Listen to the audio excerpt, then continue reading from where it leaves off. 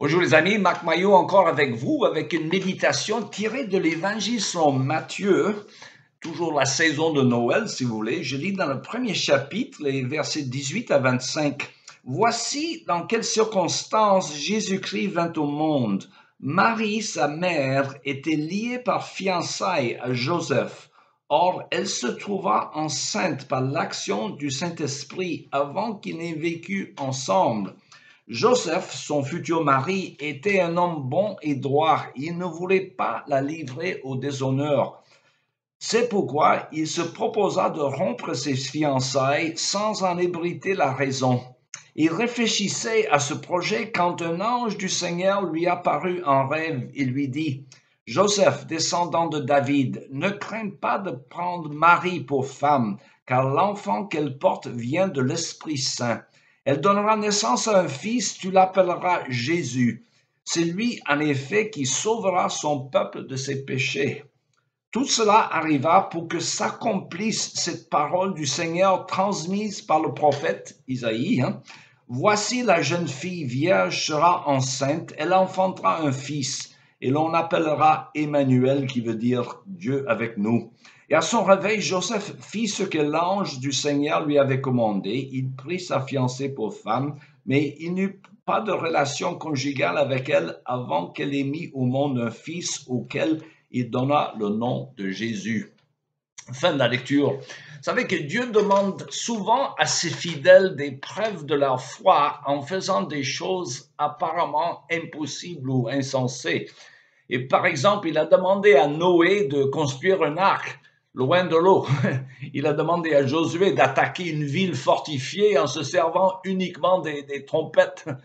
Gideon devrait gagner une bataille après avoir renvoyé la vaste majorité de ses soldats. Et alors, dans chaque cas, il fallait faire confiance aux promesses de Dieu.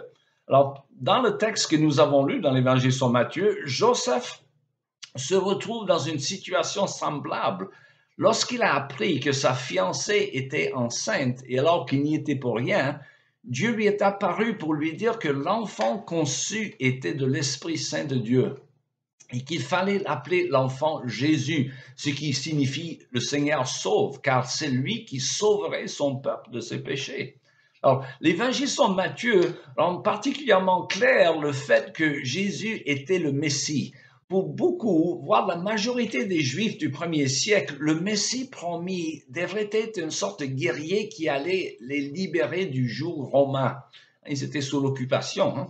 Alors, c'est pourquoi le jour que Jésus était arrivé à Jérusalem, avant la Pâque de l'an 33, le peuple criait à son entrée de la ville et disait « Hosanna au fils de David », ce qui signifie « sauve-nous ».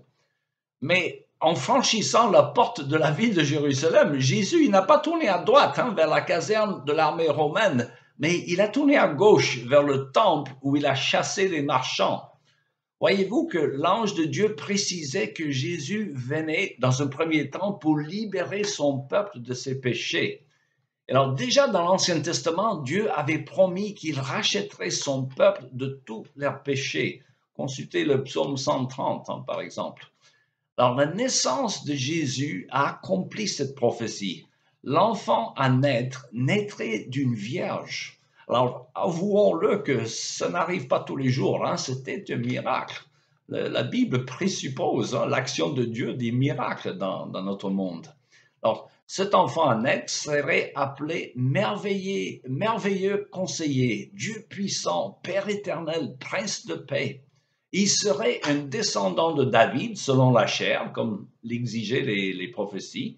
Il serait rempli de l'Esprit de Dieu. Il établirait un royaume de justice sur la terre, éventuellement, selon la prophétie d'Isaïe. Ainsi, le sens de ce nom, Jésus, Emmanuel, est Dieu avec nous. Alors, ces paroles furent écrites par le prophète Isaïe plus de 700 ans avant la naissance du Christ. Mes amis, Dieu connaît l'avenir et il fait toutes choses bonnes en son temps.